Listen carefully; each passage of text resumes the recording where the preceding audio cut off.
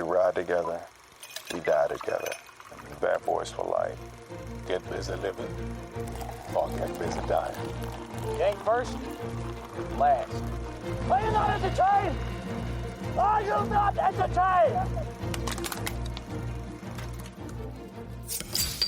Welcome to Brews and Reviews with Mick and Pat. I'm Mick. And I'm Pat. And each week we sit down with you degenerates to pretend we're certified cicerones and cinephiles. That is right. So grab a cold one and join us as we review Trve Brewing Buried Sun and True Detective Night Country Season 4, Part 6. And if you've been with us before, you know what time it is. Release the Kraken! I always try to get it ready to cracked, and then it cracks. It goes full Kraken. My rule is to go crack after the Kraken. Well, you know, I know. That's what I'm trying to crack too. But I'm trying to. You were a little earlier than that. I know. That was a little pre. I'm trying to get my finger under there, and then I pre-crack. A little too excited. Woo! I forgot that was gonna taste like that. Woo! Wait, what do you mean? You've never even had this? I forgot that it was a sour beer. Oh, I just wasn't ready for the tartness. Yeah, it was good. Buried Sun is a sour from Trve Brewing, which ironically, when I went down to their tap room this weekend, they one of the reviews said that it was a great place if you love sours, but if sours aren't your thing, skip it. And I was like, what? I've never even had a sour from them. And so they said, wait, skip it if sours aren't your thing. Skip the whole brewery. Yeah. Which was shocking because the review was written like over 2 years ago. Right. So I wonder if they were way more sour heavy at one time. Because we've never had a sour by them. Yeah, and all their other beers have been just rippers. Yeah, dude. Which I will say this weekend, I sent Pat a picture of 2 4-packs from Trve saying, hey, which one should we review for the finale? And he picked this one, Buried Sun. And then I also bought just the other one to drink myself called Neon. What was that called? Neon. Whatever. It was like Neon Horror or something like that. But it was another Saison. It was way better than Siren. Really? I thought Siren was good, but dude, this one was like knock my pants off. All right. Delicious, good. And then I had, because I'm a big Belgian guy, and they had one in house that's like just their like it's a bottle. It's a big bottle, right? Like I don't know, 18-ounce bottle or whatever. And it's called Dead Monk. Oh, wow. And it's super good. I bought their double Belgian, and then I bought the quadruple Belgian. Nice. I haven't tried that one yet. But they're both Dead Monks, and the double one was amazing. I think just as good as anything New Belgian has put out for like Belgian ale. So all that said, I went to the tap room and got some pretty sick stuff, and got this dope shirt. It is a dope shirt. And Pat, I've been waiting all night because I got you something too, dude. Oh no! Yeah, bro. Did you? Yeah, I did. I didn't want to. We've been hanging out for a while tonight, but I didn't want to give it to you without being recorded. Is this some Trve Brewing undies? Just like some metal undies. Yeah, dude. No, bro. It was like, all right. So it was a balance of like, I already told you this, but there was a lot of stuff at the tap room that I was like, that's pretty cool, but like, I'll never wear that in public because I'm not that hardcore, like metal wise. Yeah. Like I like metal music to some, like I like some metal music, I would say, but I'm not like enough of a metalhead to just like be repping some of their like really outgoing metal stuff. So I also try to get something tasteful that you would wear. That's not just like super loud. And so I got you this hat, bro. I got you their trucker flat bill. Oh, I like this thing. And there was that one, and then it was in a couple different colors of the stitching. But it was like neon orange and neon green. I was like, that looks a little bit too much like a Monster can. It's a Monster can. And I don't think you really want to be walking around with a Monster can hat. Because what is this font like this? I have this slasher font or something. It's like, something like that. It's called something like that, but I like it. Love a good trucker hat. I'm going to wear this to lead worship on Sunday. Hell yeah, dude. Heaven yeah, I mean. I think I actually might. Dude, that'd be sick. See if anyone else recognized game. Oh yeah, dude. But I got this sick shirt of a knight, like a badass medieval, like dark fantasy knight, sitting on a keg of ale, drinking a beer, and it's Trve Brewing's Black Knight shirt, and it was pretty sick. And I could see myself wearing it for D&D, so that's why I got it. And I would wear this to the gym. I don't think it's cringe. No, it's not. It's not too like loud or too metal. I think it's fine. I think it's good. Here we go. I got to put this thing on right now. Yeah. Do you wear flat bill? I couldn't remember. They didn't have any non-flat bills. I'll say that. I do wear a flat bill, but I put a little curve in it. That's fine. They like a slight. I mean, it's a trucker hat too. It is. Oh, I got to go one more. You got a whole head of hair there, though. That's you got true. a thick head. It's gotten a little out of control. There it is. That's the size we were looking for. Bro, you look like the drummer in a metal band right now, bro. Oh my goodness. Well, thank you for my hat. You're welcome. You're welcome, man. Oh, the can. The can. Surprisingly or not, matte black can with some rowdy dope art on it. They do have cans that aren't matte black. Really? Down in Denver. All right. But they're like standard 12-ounce cans. Okay. Yeah. I like these things. So we've got Buried Sun, mixed culture sour ale. And for our can art here, we've got in the background, I'd say like a full moon, but also maybe like it's water, like a little bit of water in the background. But the moon could be full moon or a little bit of water. What do you think? Is it a little bit of both? I think it's I don't know. Part of me just thinks it's just a background. Yeah, like you know how some of the other cans just have a shape.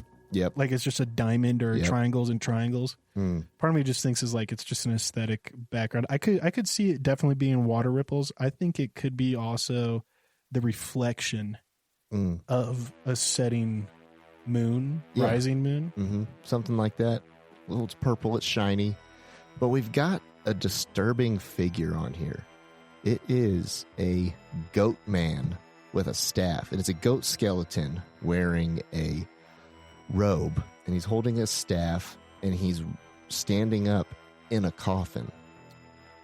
Kind of looks like the guy that ferries you across the river Styx. Yeah. Stygian, what's that called? You pay him, in Greek lore, you pay him two pieces of money, and that's why they put money on your eyes. Yeah, it's called like the Stygian, not oarman, but you know what I'm talking about. Stygian ferryman. That's what it is. Yeah, the ferryman. That's what I think. You know, it gives me ferryman vibes. Definitely. Also with that sort of, like, I feel like that is water and moon in the background. But in this case, his ferry would be a coffin, and it strikes fear into my heart, and so I think that is what they're going for. Like we said, it's a sour beer, 5.7 ABV. And when I turned to read about the content, it was blank. No true troubadour hops or malts or anything like that. It's just blank. So maybe they're just keeping it 100% on wraps. They don't want people to know what they're putting in here. I wonder if there's if sour recipes are more tightly guarded. Because a mixed culture sour to me makes me think that is like, all right, so can you give me the breakdown? I already know this, but our guests might not know the background of like, how do you make a sour beer? You set it out and make it get sour. No. What? Okay, all right, I'll break down to it because I know how it's made. So sour beers are almost always made by taking wine casks. Like the giant wine foeders are what they're called. And they're 20-foot tall oak, or I guess they're not always made out of oak, but most of the time they're made out of oak. Looks like a giant weird shaped whiskey barrel. Yeah, and that's what the wine is like left to ferment in. But after you do that for 20 years, they kind of get worn out and you can't ferment wine in them anymore very well. But someone realized you can make really crazy yummy beer in it. So they buy those foeders and they pour the beer in there to culture, and the cultures that exist in this wood in these foeders are very desirable sometimes to get a very unique sour flavor out of, Mm-hmm. and you can win just an insane amount of money when you submit your like sour or saison to a lot of competitions to kind of like do that stuff, which is like why Lawfully is so successful for New Belgium. Was like it was like their first like big sour winner abroad. So all that said, I imagine it's a closely guarded secret of like where their wine barrels are coming from, what is being cultured within that, you know, what other yeast they're mixing in with that to get this flavor. So they're keeping this recipe on wraps. They don't want us to know, which is fine because it tastes good. Wow. This is my first sip. Mm-hmm. That's what I want from a sour. Yeah. Like that is... That's why I gave that reaction when I took that sip. I was like... Well, I didn't know if it was a positive or negative it was reaction. just like, it was that like, that warhead reaction, you know? The saliva instantly was coming so around. Good. I love that. And I picked this one when you gave me the two choices because, like, one, it was a sour and we hadn't done it before. We hadn't done a sour from this brewery. But then also I was like, I felt like this can was just so in the vein of, you know, True Detective. Yeah, Night Country and stuff. With the skulls and things. Yeah. Yeah, dude, it's wow, that's really good. Well, as everyone knows, push it through your teeth test.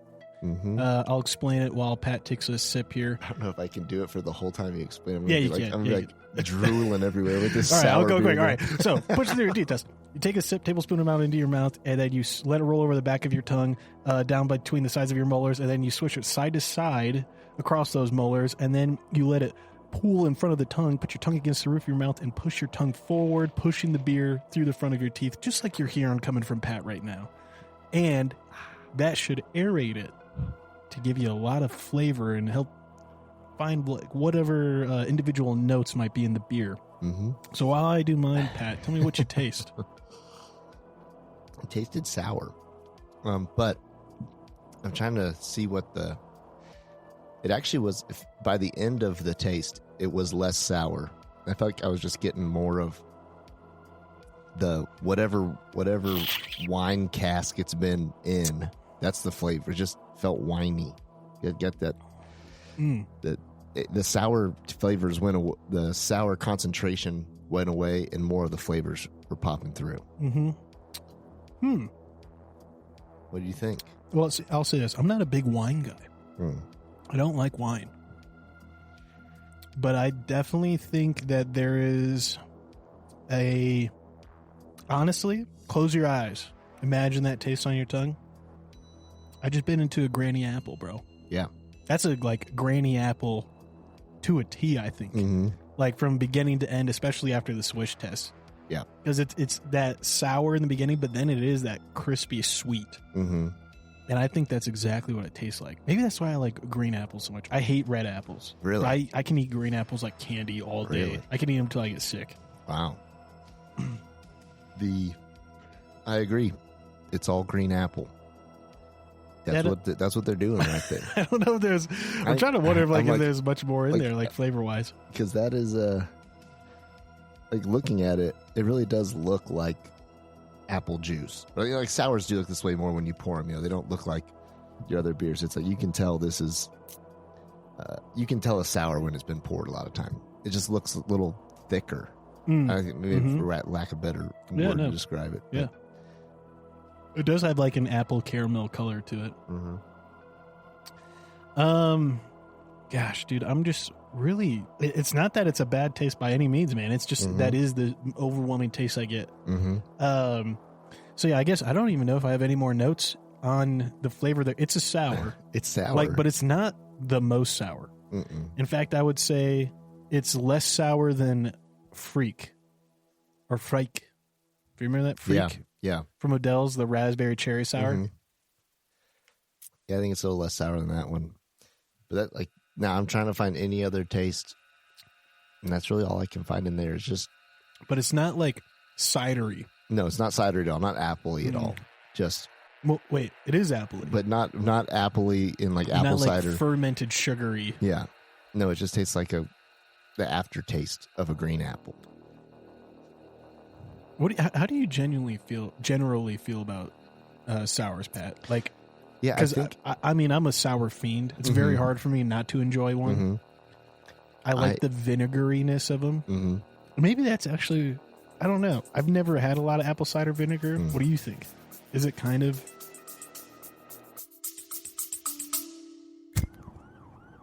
Smoke break.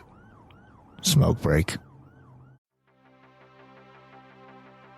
Hey, Ken, it's Mick, and I've got something important to talk about.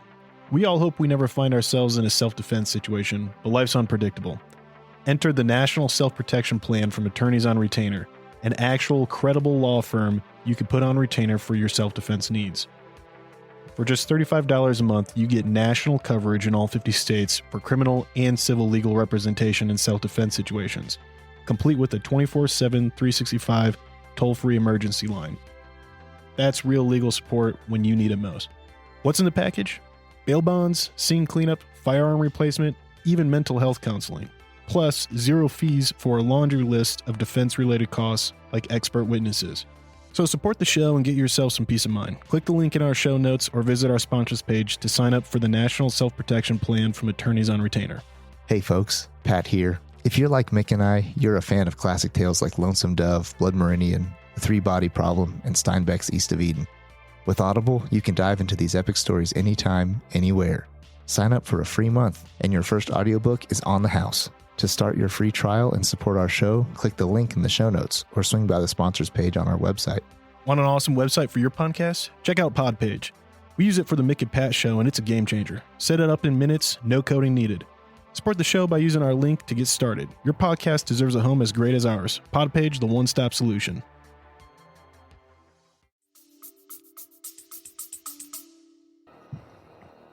I don't know if I would, and I've had apple cider vinegar before, just like straight up like a shot of it, you know? Yeah. And that's not sour. something you want to like sip on. But I'd say that there's no cider bit to it, but there's just sour green apple. And for sour beers, for me, I think that I could maybe take them or leave them in general. Like if there was, Really? I know. So it's like, I like to enjoy one. Like I probably have like maybe 4 a year. Okay. You know, just like 2 of those being on this show, right? So like, I don't necessarily, if I see it on the menu, like I just very quickly go past it. So, Wow. but it's not that I don't like them. I just, they don't get to me like they get to others. No, and you know what? That's okay, man. That's all right, because I'm the total opposite. If I stop and pause and debate getting a beer when I'm out to dinner when I see a sour beer on the menu, especially if it's one I haven't tried. Which I know is weird because a lot of people are like, dude, why would you ruin your appetite with something sour like that? Because I definitely don't think sour beer and steak go together, right? But Yeah, I don't know. And I think I do like them. Like it doesn't ruin my meal, but I stop my investigation at the word sour. I don't read who made it, where it's from, what the rest of the name is, and it's just like if I'm in the mood for a sour, then which is very rare, then I'm just getting it. All right, yeah, it's that sour beer. Let's go for it. Otherwise, it's like it just keeps on going down. My eyes just keep going down the menu. So I guess then I guess I would imagine your review of sours is usually more critical. Like they got a little bit of further to go before they can like earn their room in your repertoire of beer you might drink. I think so, and I think just in my mind, I don't think of them as beer, even though they are beer. Like if my plan is like to go get a beer, that doesn't pop into my head. Kind of like this is a stretch, but like if you're like heading out to go get pizza, and then you're like you get a calzone, like it's really is pizza folded in half, right? Like it's that's what it is. But like in my mind, I've never like it. Just I have in my that's how I categorize them. They're just in different places, even though it is beer. So sometimes on like a sunny day, spring day, I'm thinking to myself, that sour beer sounds kind of refreshing right now. Sounds nice. Yeah, no, they definitely are a more seasonal beer, I think, right? Like definitely more enjoyable in the summer. Well, I guess we'll balance out here, you know, just because whatever review you give it, it's got an uphill battle to get that. For me, sours are like the opposite of IPAs. It's almost it's almost impossible for a sour not to get a thumb up for me. Mm-hmm. Like, you got to really script the sour recipe to make me not enjoy it. Mm-hmm. But yeah, no, it's tart. It's got a really balanced overall flavor, I think, to me, like from beginning to end. Especially like the thing I love about sours is that they taste different on each part of my tongue. Mm-hmm. And I really enjoy that a lot. And as you drink them, yeah, there's a lot like of the change first to two them. sips are way different than like your last. Oh yeah. Right. So all that said, and I'm probably just, I'm just being my kid's self. I loved sour candy. You know what I mean? So much. And so these just taste like free dessert. You know what I mean? Yep. So all that said, Pat, what do you think you're gonna give Buried Sun by Trve? Is Trve gonna finish strong here, dude? Are they gonna finish strong, or are they dropping the ball? Well, I am going to give them a 1 thumb up. You're giving it a 1 thumb. For sour beers, in my experience. Mm-hmm. I think that when you drink this, you say, like, this is a sour, this is good beer. All right, we're heading in the right direction. The other thing the one thing about that's really pushing it up to there for me is drinkability. I think that there are a lot of sours that are just like, almost like make my stomach hurt after like a few sips, or like they're just like too much to handle. Like it's just really like some sours really just need to come on a beer flight that has like a bunch of other types of beer, and then a like flight sized sour is like really as much as you should have of that, just because it is so sour, just so intense. Yeah. Like almost like drinking like a glass of wine. Like you wouldn't just pour a pint glass full of wine, right? Like you'd enjoy like a 5-ounce tasters right. of several different kinds. Right. And so I think this does fall into like the drinkability factor of like I can have a mug of this. You can have a mug of it, as we are right now. Yeah. Yeah, Pat, I'm going to agree with you. I'm giving them a 1 thumb. And I'm only giving them a 1 thumb because I enjoy sours so much that it's very hard to get to the 2 thumbs for me with sours. You got to be very unique and have multiple different layers of flavors rather than just the straight tart, or the straight fruit. And so it's really good. It definitely stands out amongst sours. And I would say, like, a lot of people, like, I think online they listed as a well, the can says mixed culture sour ale, but I think online I've seen it listed as a farmhouse sour, which is like the next step up from a saison usually. And I think if I remember correctly, it usually goes like in rank of like sourness, tartness, like saison, farmhouse, gosa.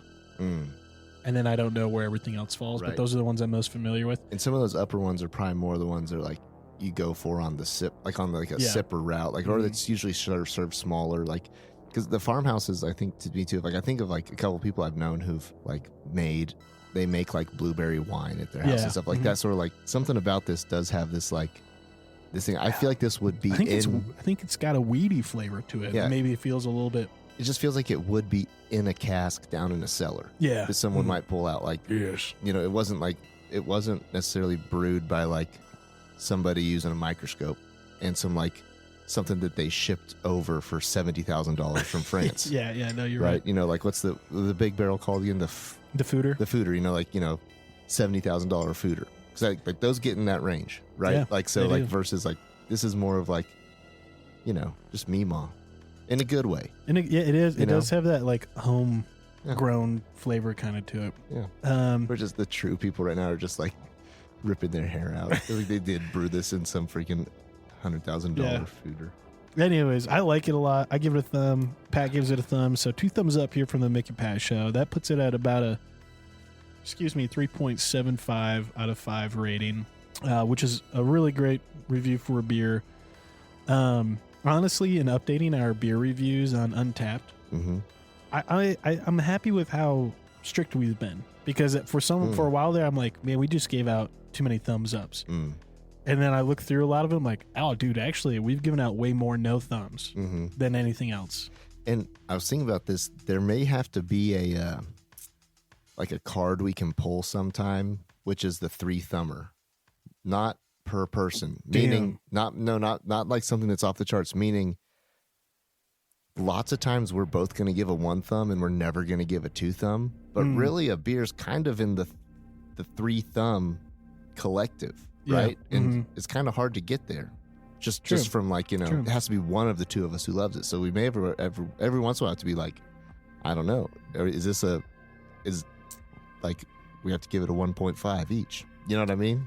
Because we're never going to get to the 3 thumb is just a hard thing to reach. That is. You're You know right. what I'm saying? You're right. No, I hear what you're saying. That's actually a good call. We should consider that. So, well, all right. Delicious. Excellent. I can't wait to pour my second one.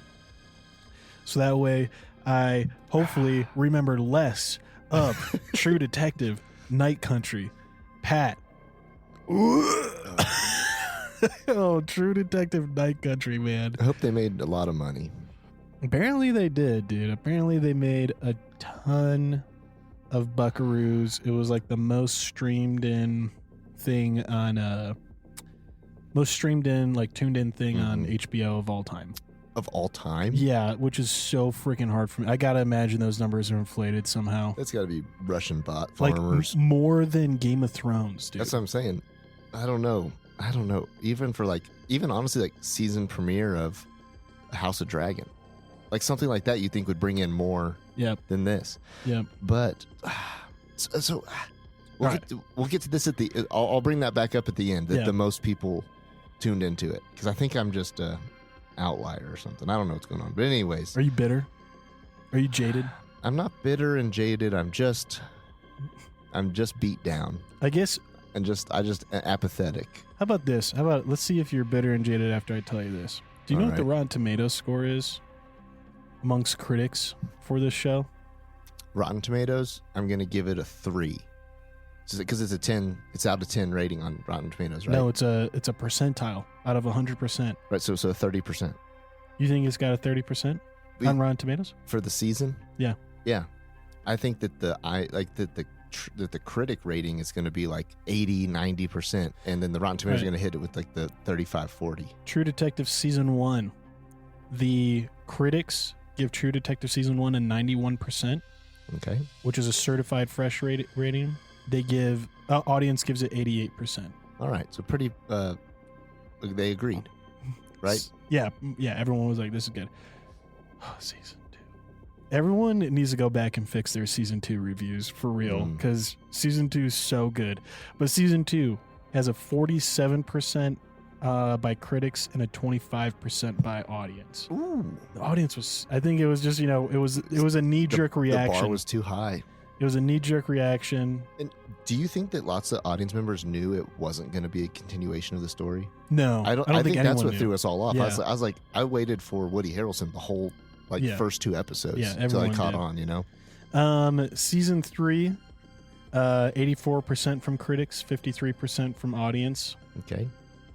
Which I find that kind of surprising. I thought season 3 would have higher audience scores just because it's usually regarded as the best one. Night Country is rated as 93% by critics, 2% higher than season 1, 61% by audience. Some of these critics, bro, this is why I'm mad. Not because some people enjoyed it. Pandering fart knockers. But dude, it's like what some people say about this season. People are saying that this is the best conclusion, the best finale the series has ever had. People are saying that this corrects any small errors that the season 1 made, and it makes a flawless, perfect season, like correcting where season 1 misstepped. Isn't this like, are you just, like, is it part of you like, what the fuck did they watch? Yeah. I feel like it was pretty unoriginal finale and unoriginal conclusion in some ways, as well as like the parts that weren't original. I mean, I'd say the parts that were original weren't good. Like the originality wasn't good, and the unoriginal was just played out too. Some of the pieces of it. So, like the originality in my eyes is just like the parts that felt original felt ripped off from season 1. Like word for word quotes from season 1 that they just gave to other characters. My goodness.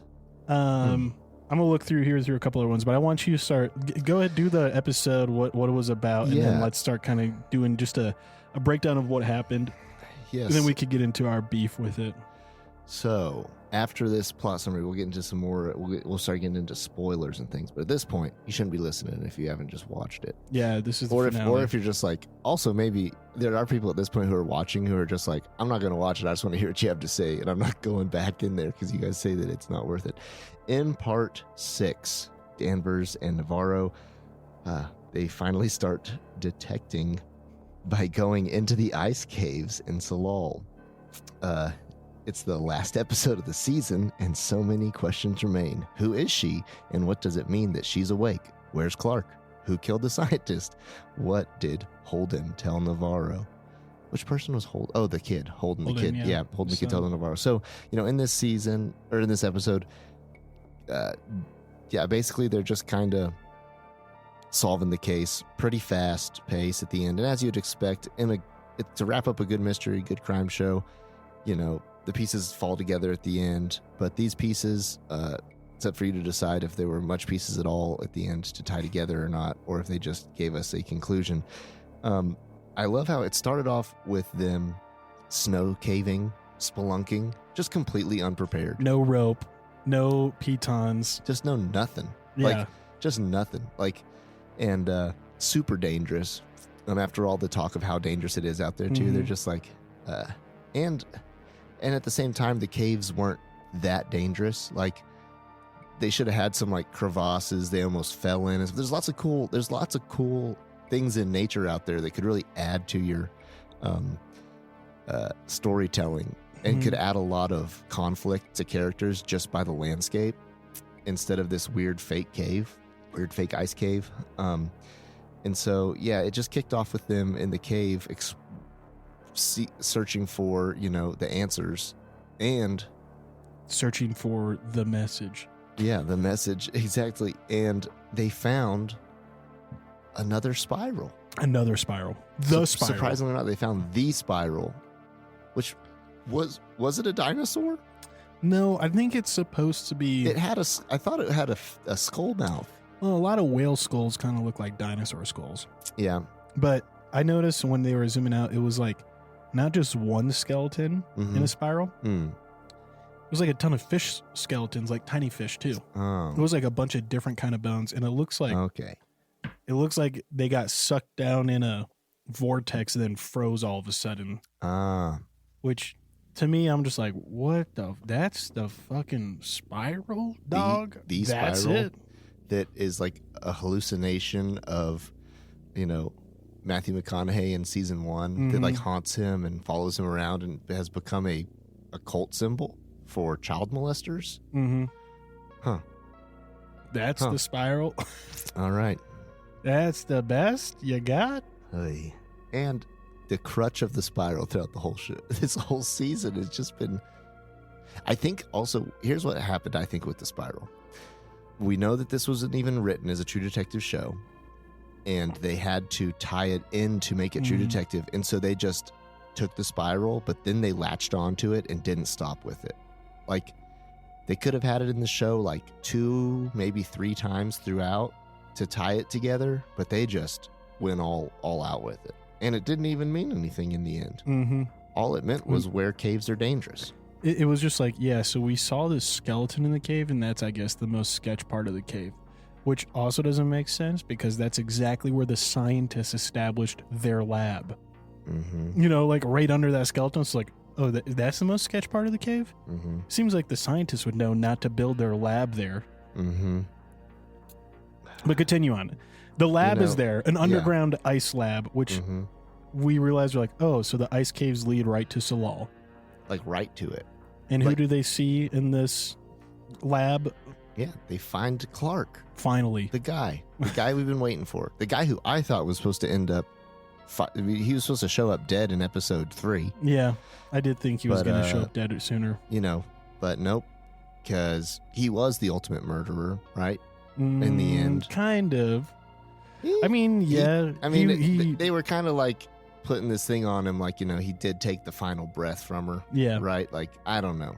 Yeah. So, anyways, They didn't want men to be innocent in any way, shape, or form. and he couldn't have just. I don't even know what to say about it, man. They capture him. Yeah, I mean, yes. They take. So they find Clark and they take him, and now they're going to get all the answers we've been looking for, right? Yeah. And so they take him, and they ask him a question, and before he could even answer, I love this part of it.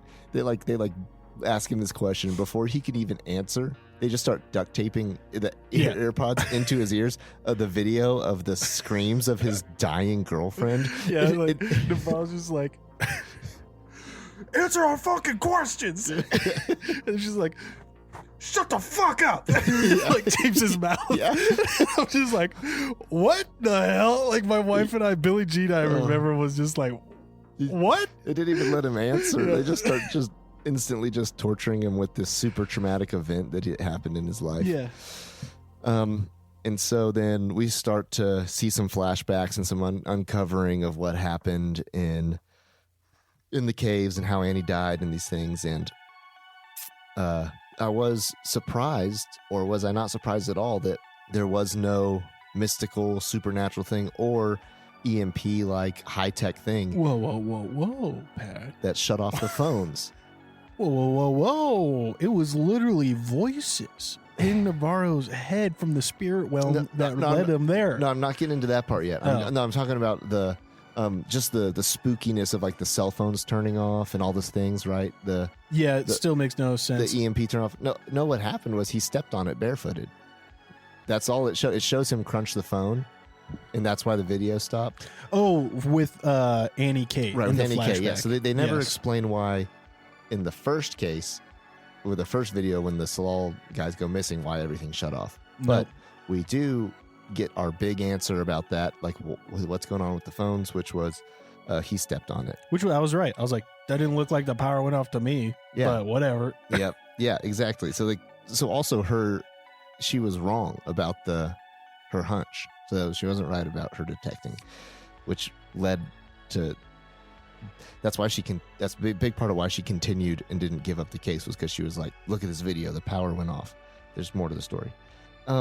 Did you notice the Navarro's cross in Danvers' hair when she was trying to sleep? Made no sense either, because what the hell? Also, who feels a chain in their hair and pulls it out, and it's not their necklace or anyone's necklaces they recognize? It just is like, oh, that was in my hair, and then just throws it away and rolls over and goes to bed. Like, what? I'd freak this shit out. I'd lose my marbles if I pulled a straight up cross gold chain necklace out of my hair that I didn't recognize. I'd be like, oh, this is some grunge. Yeah. There's gonna be hands coming out of the back of my head at any moment now. Yeah, so I don't know what the deal was with that. What was the point of that? In episode 2 or whatever, we saw Navarro had her cross necklace and threw it out. Mm-hmm. It was her mom's. From her mom's. She tossed it out of the car. Right. And for some reason, it was in Navarro's hair. I don't know, any reason why that was significant in any way, shape, or form. Did it show? And how did it show back up? Was it the same thing or not? What's the point of it? I think it might have just been. Here's why it makes no sense. Oh, we wanted to show that Danvers is also capable of hallucinations and this spiritual proximity stuff, whatever. It's not just Navarro. And it's like, okay, why the hell would she dream of that, of a woman she never met, and that cross necklace? Why wouldn't she hallucinate about something to do with her kid? I don't know. I just was like, dumb. I just immediately was like, that's stupid. Didn't even give it any more thought afterwards. I was like, that's so dumb. And then Navarro goes to turn on the generator. She flips it a couple times. You saw that creepy lady show up. Someone behind her, over her shoulder. The street light or whatever. Which it wasn't also if it was Navarro's hallucinations, she wasn't looking over there. Exactly. It makes no sense. What is it? So was there more going on to this or not? I think so. Part of me thinks that somewhere on the editing room floor it got cut out, but there was evidence that the cleaning ladies were there. Were there with them then? I thought that would make sense. I thought the cleaning ladies were there and they were the ones who cut Clark free and let him go outside. Right. Because what we find out after this is that Clark's dead. Yeah, we find out during this trying to turn the power back on Clark ran outside and froze just the way the scientist did, except for he was fully clothed. Mm-hmm. And we knew he wanted to kill himself. He said, Mhm. just kill me or let me do it Mm-hmm. to Navarro, but Navarro claims she didn't let him go. When Danvers kind of interrogates her about it, I was like, that was our one witness who was confessing to everything that happened, Mm-hmm. told us the scientist killed Annie K. And it was just one of those things of like, okay, so like someone's here and let him go. And this is where we'll get our confrontation with what I've suspected all along, Blair Uh-huh. being one of the culprits. Or like, oh, you know, it was ironic. Billie Jean was talking to me about it on our way up to our weekend trip this weekend, and it was just ironic that like you know, I said it's the inversion, everything's women. Mm-hmm. It's gonna be a woman cult. It's gonna be a Mhm. woman cult with like the cleaners and stuff. Mm-hmm. And that's exactly, dude, what it was. At the end of it was like Except inversion on the inversion, their cult, not a cult. not a Their cult. cult was a good thing. You're right. They weren't a cult of Sedna. I was wrong about that. They were a cult of female mob justice against perceived wrong. Yeah. And holy smokes, dude, I got plenty to say on that. But anyways, yeah, we get all this like through flashbacks, this background exposition dump of like how the scientists killed Annie because she somehow snuck into the lab and started breaking their ice core samples. Their ice core samples really did contain the microorganism that they had found that would help end disease and aging. Mm-hmm. And Annie was like mad because they were using pollution from the mine to make it easier to mine for that. Mm-hmm. And this just showed me that Issa Lopez is a flippin' dunce. Like, dude, here's the thing. If she had only directed the show, I'd be like, hey, it's not on her. She directed it. Mm-hmm. Let's go see who wrote it. She wrote it too, and she was very proud of it that she wrote this. And I was like, do you know how frozen organic material, like, how would you be able to mine that with pollutants? Mm-hmm. Tell me, how does pollution make it easier to mine something? Oh, because chemicals make it the ice softer. Ice softer? You mean melt? Mm. So you mean it would melt it and possibly damage the microorganism with the pollutant chemicals? Mm.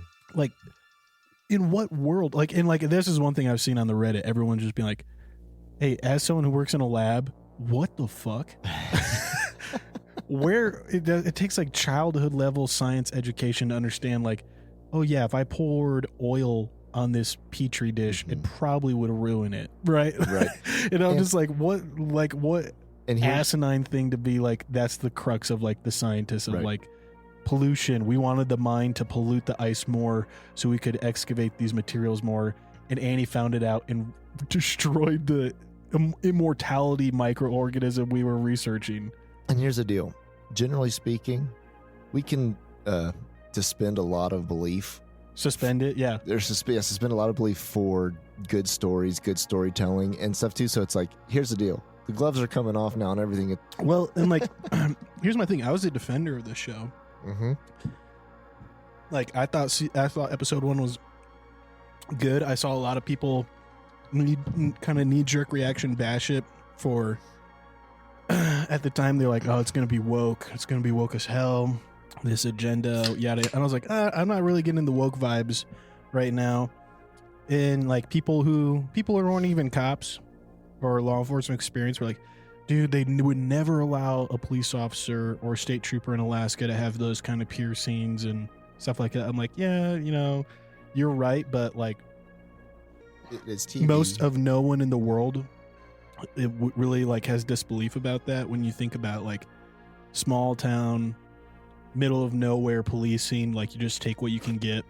The funny thing too about that is kind of, well, as far as like a high horse of that being like, you do realize your 2 sleeve tattoos only got popular like 10 years ago. You wouldn't have gotten hired either, like from Yeah. like social standards. Yeah, Like bro, it's fine. Like, I don't think you can be a cop without a full sleeve tattoo these days. Nowadays, yeah, right. Don't get it.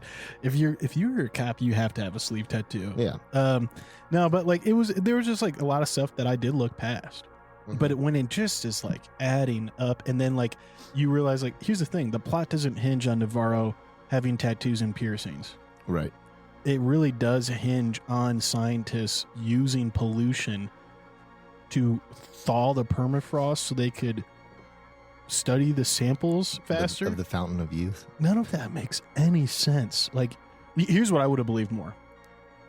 If the mine funds our state-of-the-art research equipment, we will look the other way towards the pollution, as long as the pollution doesn't interfere with our ability to collect samples. Wow. I just said that off the top of my head, and that would have like fixed probably 10% of my beef. Yeah, that probably would have fixed 10% of my beef with the finale. But anyways, we get that background. Scientists kill her. Clark helps put her out of her misery in the end. Kind of like he's trying to like be merciful and cover her up, but then she kind of panic screams and grabs onto him, and he panically reacts and starts trying to smother her and just tell her to be quiet. And I think he's just finally succumbing to like, I just want this to be over. And he's snapped. Like he's snapped and he's just like, this is a nightmare. I just watched the love of my life get murdered by my friends and I was powerless to do anything.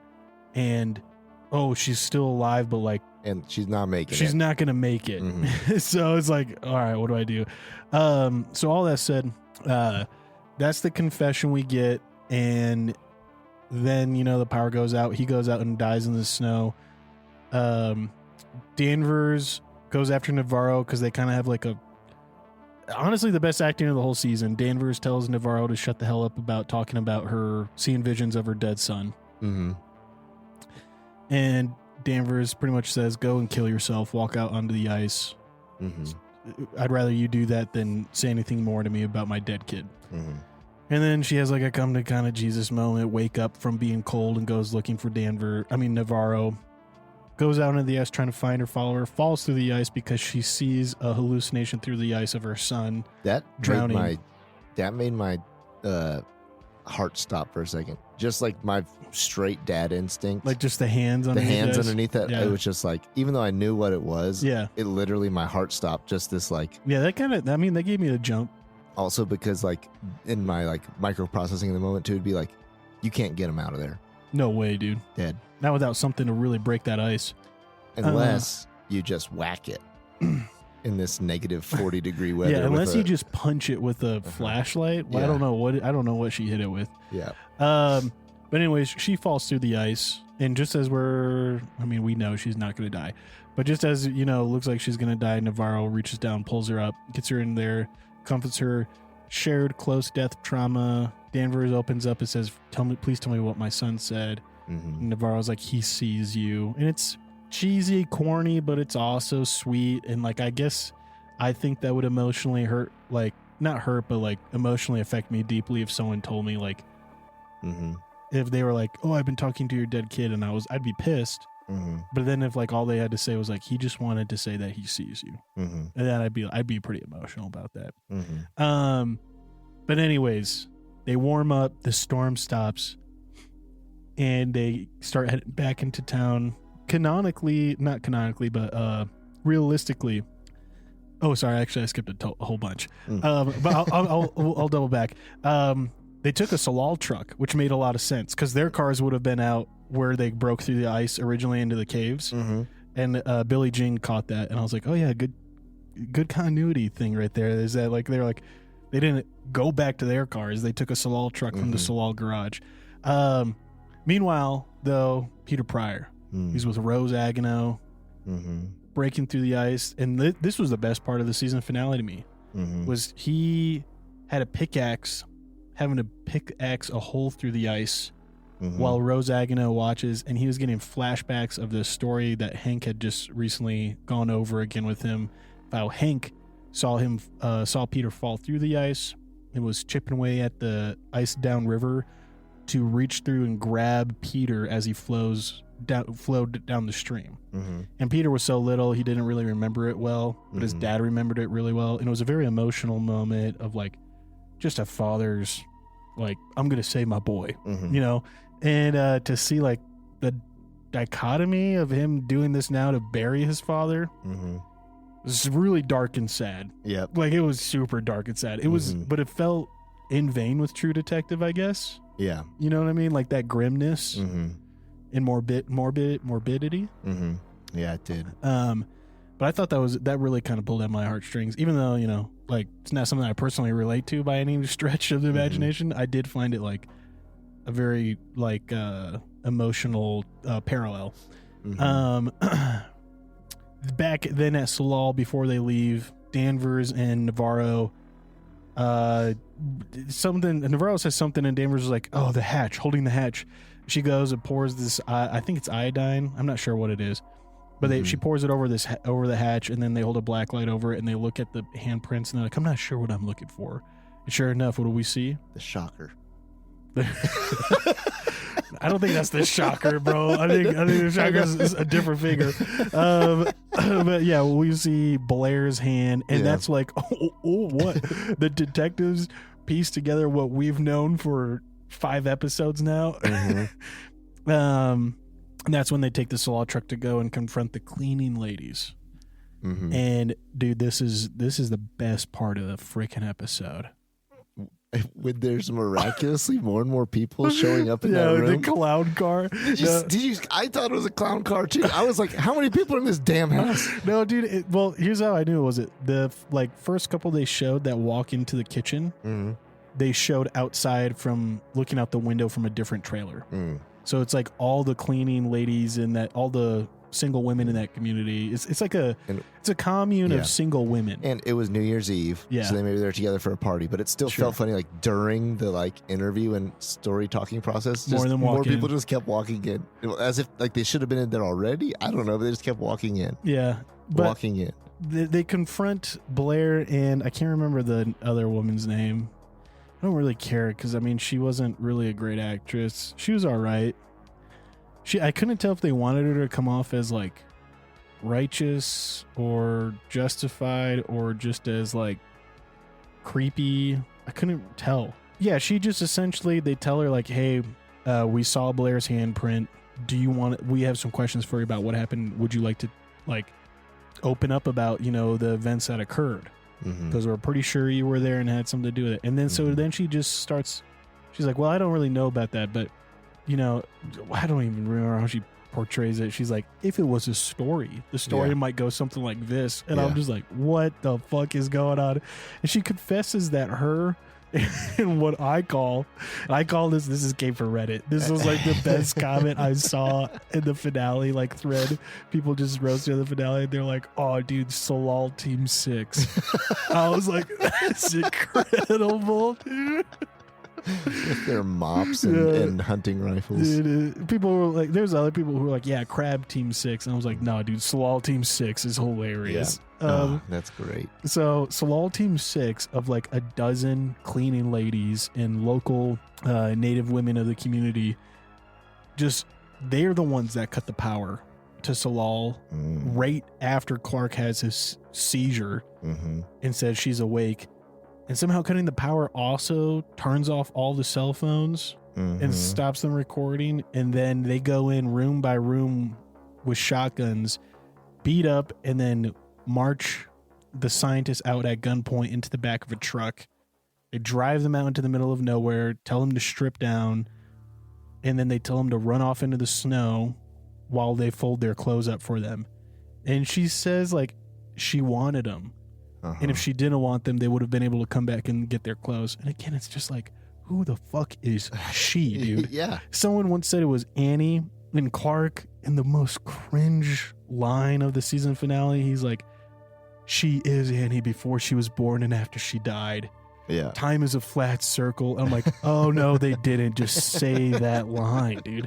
They didn't just say that line for such a pointless, like non-related example. And for like, why did 4 or 5 people hear that in their head and wake she's up awake. She's awake. Yeah, that She's made no awake. sense, bro. Yeah, so they confess to that, and they say that she, whoever she is, ate their fucking dreams from the inside out and spit up their bones. And bro, I honestly felt like that was Issa Lopez looking me in the eyes and like, "Yeah, you know your dreams for True Detective? Fuck them. Fuck you and fuck your dreams, you white man." And I was just like, dude, this is literally Issa Lopez being like, "I hate you, and so I ruined the thing you like the most." And I was just sitting there. I was like, this sucks, dude. Like this is awful. I don't even have a bone in my body angry enough to like do anything about it other than just to go to Reddit and read funny comments. I was just like, I'm hurt. I'm let down.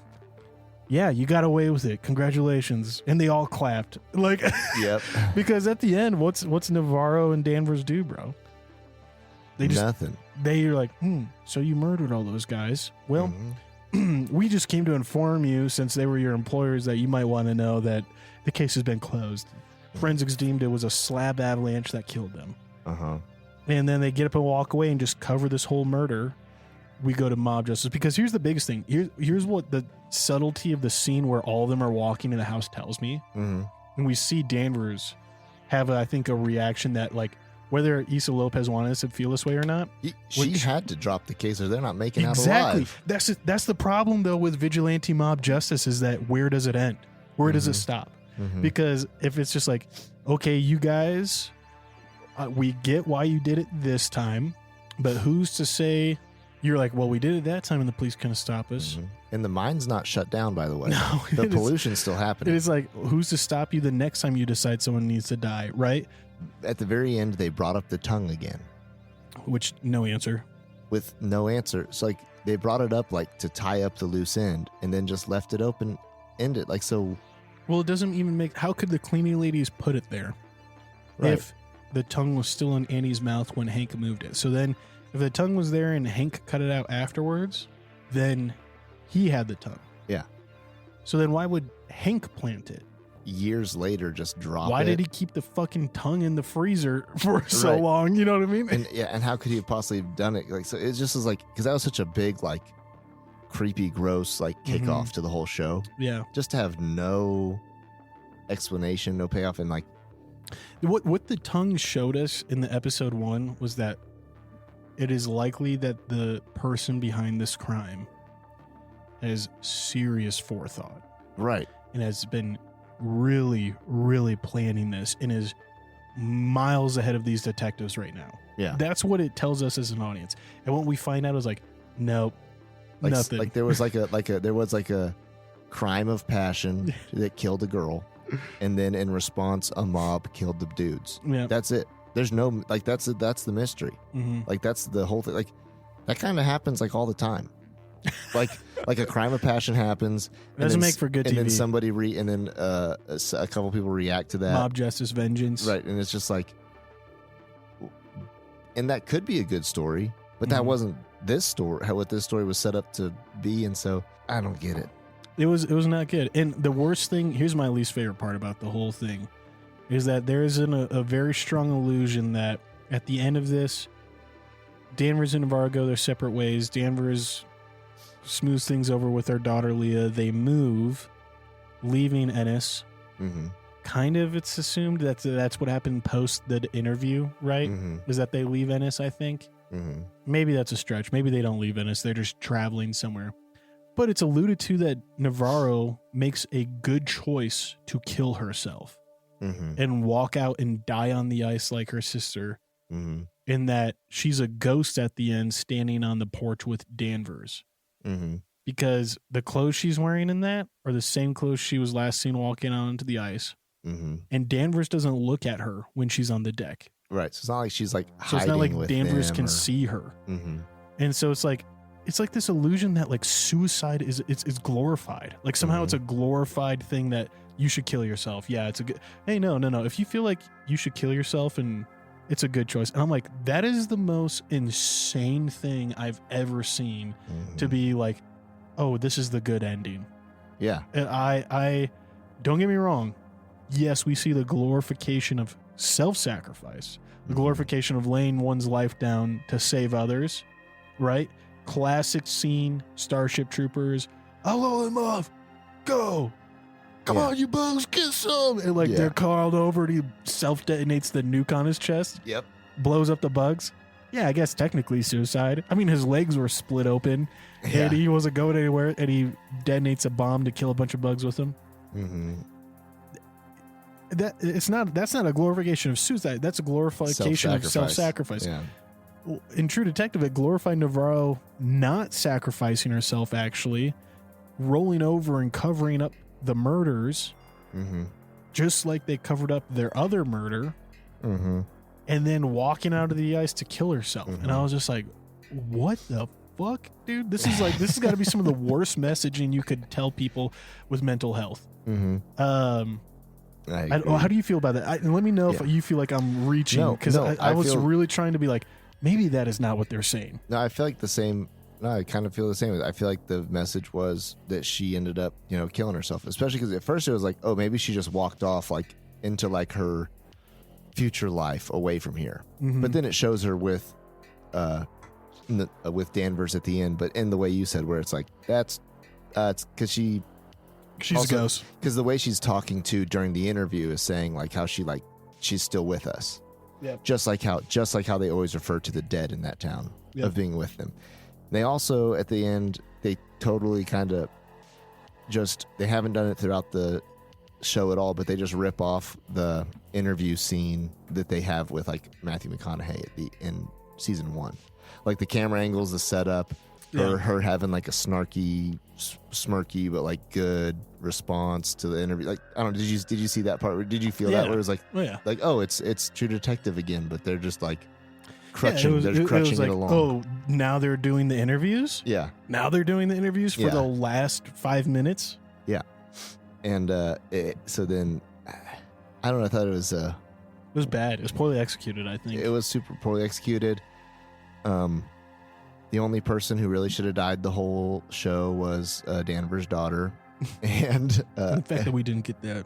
Which is so bad. But I guess Kayla came around and realized Pete's a great guy. Yeah, it's at the end, though, it's just like, her daughter's just like, I don't know, like, I don't even know why they showed her at the end. Yeah. She's not even part of the story. They forced her into the story. Yeah. Well, okay, so we've been going on for a while, and I want to make sure we hit the biggest things I hear coming out of the community. Because I think there are a lot of things we feel too, right? So I kind of got, like, one of them that I saw here, a comment on Reddit was just like, they literally ruined Pete's life for no reason. Because, like, they did all of this and had him doing this investigation and all just to cover it up in the end. And, like, if Danvers had just been like, this is a bad case, I'm just going to not pick it up. We'll let, the other police department handle it with more resources.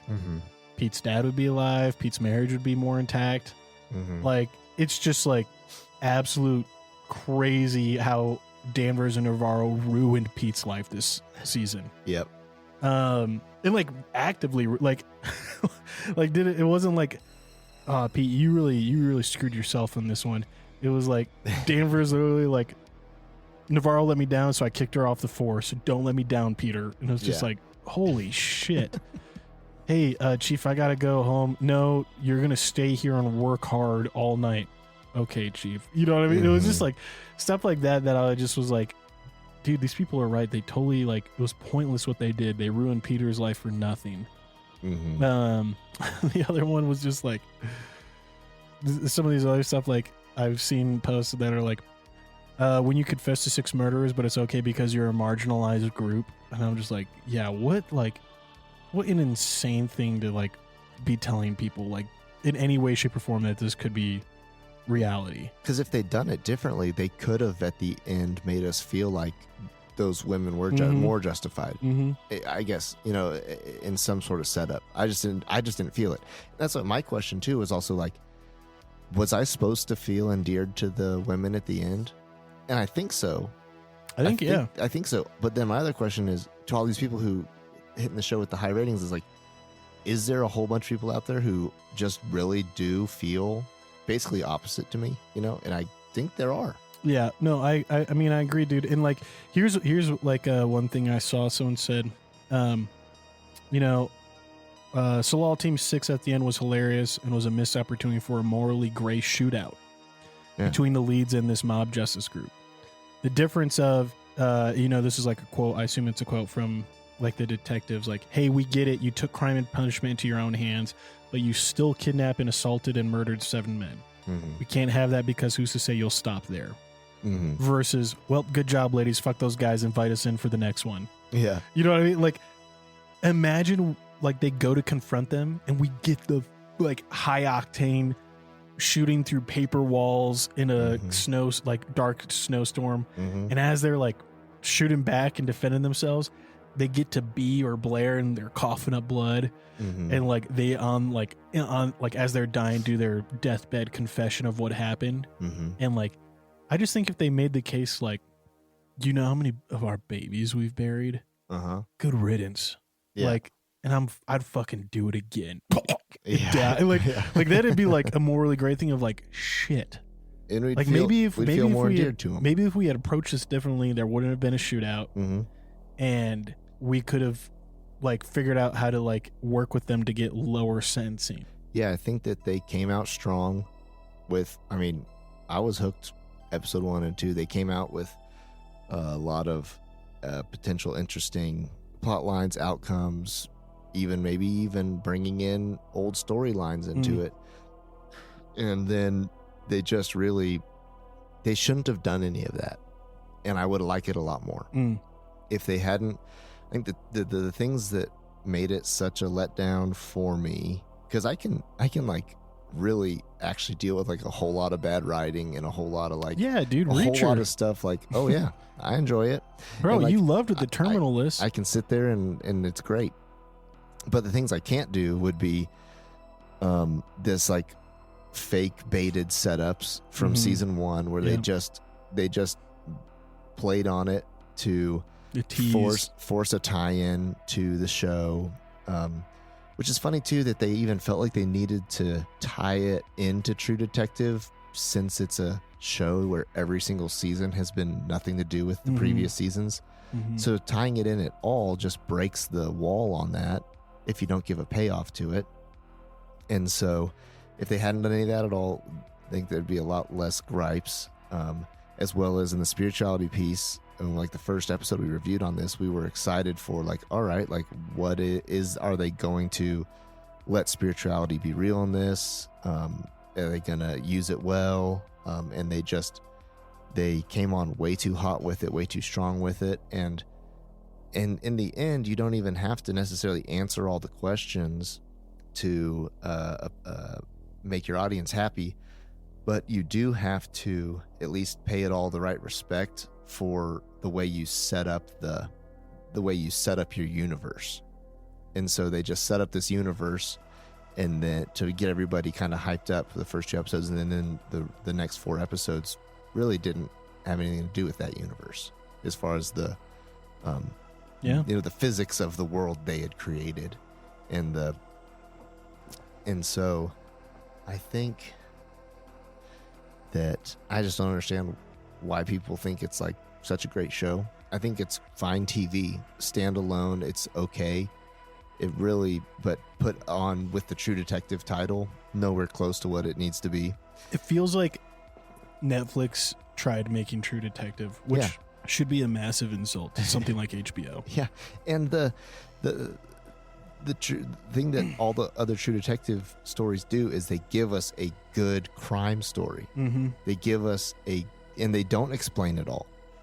In some of the episodes, like in the first season or in the third season too, there's things that just like we don't know, and that's okay. But they gave us a really good mystery, and the mystery in especially season 1 and 2, like, was being hunted down by a detective. And when they were wrong about leads, or they thought they'd found the murderer, these things, we were right there alongside him. We were next to him. We were in the car with him. We were going there. We were pursuing the case, and we were detectives with them, figuring out what was happening. The mystery was there for us and unfolding, and we got to I think we really did get to ride co-pilot with the detectives, especially season 1 and 3. You know, and you hit these dead ends, and you got to take a turn. The story unfolds more. You got to go back to the beginning, start again, figure out what happened. And so that was not this at all. I think, again, you know, the biggest bad taste at the end of the season is like suicide is the right choice. Sometimes, like, that just seems like such a aimless, empty thing, because it just makes, like, guess what? If Navarro had just killed herself at any point in the season, nothing would have changed. Yeah. So, like, what was the point of any of it? Yeah. Like nothing would have changed if Navarro just offed herself at any other point in the season. Mm-hmm. Season 4 of True Detective. Mm-hmm. 2 fat thumbs down from me. First time I've given anything we watched 2 thumbs down. I don't even know if I gave Morbius 2 thumbs down. I think I gave it 1 thumb down. Because I was like, there's worse shit. I've given it 2 thumbs down as well, because if it was just called Night Country, it'd get a thumb down. The fact that more people somehow watch this dog shit over the finale of Game of Thrones that was dog shit. Mm-hmm. I don't know, dude. Like, you got to think, like, there's money in it. It's a bummer. 4 thumbs down. Worst rated thing on the Mick and Pat show by far so far, which is sad because it could have been so episodes. Good. Yeah, dude. It's sad to like invest that kind of time to just be like, it fucking sucked. But dude, here's some of my favorite things that I've read on Reddit, dude. One of them was like Reddit for some. I swear Reddit is like just like chat bots that just scrape everything that is in text that could be a meme, and then they're just told, make a meme with something about this show. Like this show's called True Detective Night Country, make a meme. And like Reddit just has this massive pile of data of like bots that just are looking at everything that's ever been used for a meme. And the jokes that come out aren't even like relevant to the show, but some of the best lines, you know, Salal Team 6, that was funny. But it's so, I don't know why, but someone just put a quote to like, I'm tired of this motherfucking night in my motherfucking country. And I was like, dude, that's awesome. And like everyone just, you know, ripping on essentially like the bad like writing and stuff. Someone was like Issa Lopez at the end of the season. That's a wrap, everybody. Well done. You should be proud of yourselves. Intern. So like, what was the whole deal with that tongue? Yeah. Issa Lopez. Oh fuck. Yeah. It's just like those are my favorite comments. That's why I get on the Reddit, dude. To read people rip through stuff like that. And just have like the, you know, funny, snarky comments. Oh man. Dude, but anyways, all that stuff. If you feel like we do about Night Country, get on the Reddit, go through the posts. Don't get too wrapped up, you know, if you don't want to be negative or anything with like the critiques, but just read the funny ass comments of people making funny stuff, you know, about the show as a whole. But that said, Pat, got a sign off for us? I really don't. If you learn anything from this like 6-part series, buy some true beer. Yep, that's what we learned. Reach out to us here. You know, we're in the Colorado area, so reach out to us if you want some beer. We'll go buy some. We'll mail it to you. It won't be free of charge. You know, we need to kind of cover that expense, you know, the gas and the mailing postage. But all I said, happy to mail you whatever you want to try. And if you can get it, you know, at any of your stores, please, you know, try to do so because excellent beer. That's what I've learned. There's not a single bad beer by Trve Brewery. I still can't say the damn name, dude. I agree. Get you some of that beer. And till next time. Thanks for tuning in. If you love this episode, drop us a review. If you have qualms or comments, leave us a voicemail on our website. While you're there, check out our latest news, merch, and deals from our sponsors. Till next time, Ken.